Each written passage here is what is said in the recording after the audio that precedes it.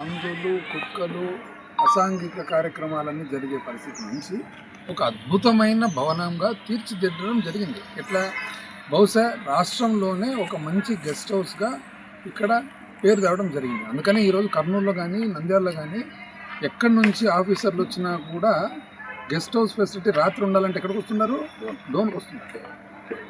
దాంతోపాటు చుట్టూ ప్రజల సౌకర్యం కోసం ఒక పార్క్ చేసి పొద్దున పూట కానీ సాయంత్రం పూట కానీ వాకర్స్కు, అదేవిధంగా మహిళలకు, పిల్లలకు ఇక్కడ ఆడుకునేదానికి బ్రహ్మాండమైన లాన్లు అన్నీ చేయడం జరిగిందన్నమాట.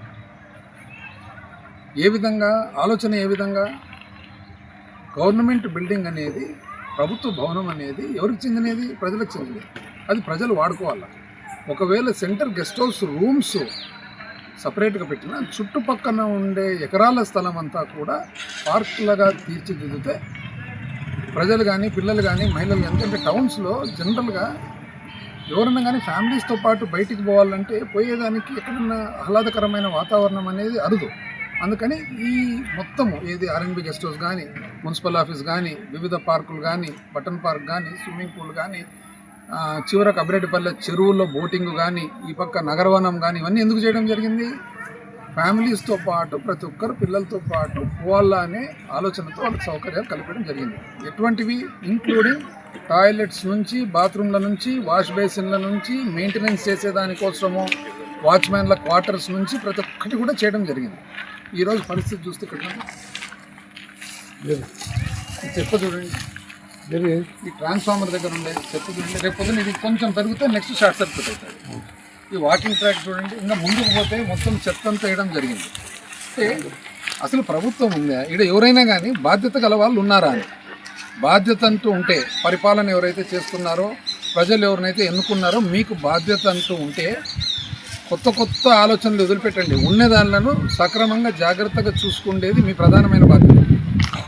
ఈరోజు ఇంతకుముందు మా ప్రభుత్వంలో రోజు పొద్దున్న 30-40 మంది ఈ పార్కులో, రోజు సాయంత్రం అయితేనే 50-60 మంది ఈ పార్కులో ఉండేవాళ్ళు. ఇప్పుడు ఎవరన్నా కనపడుతున్నారా?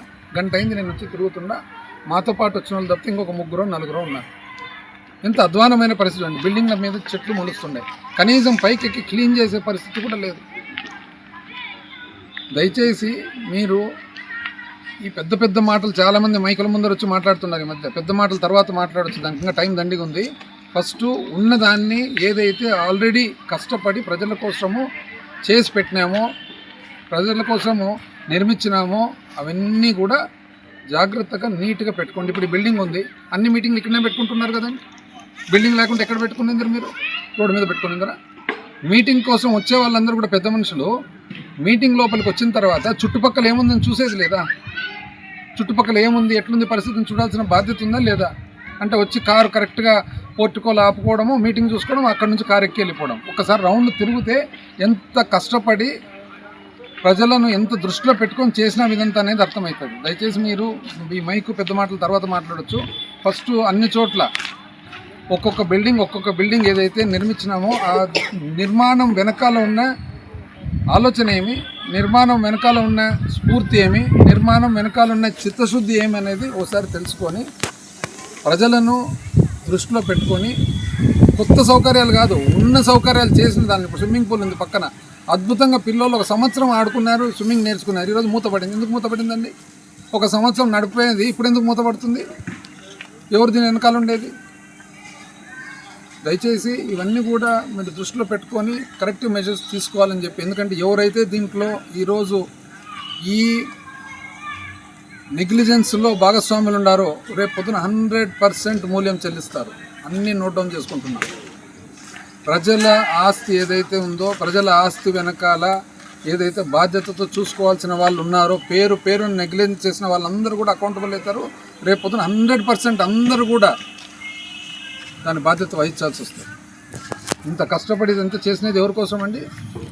ప్రేమతో మన ఊరి ప్రజలు బాగుండాలా.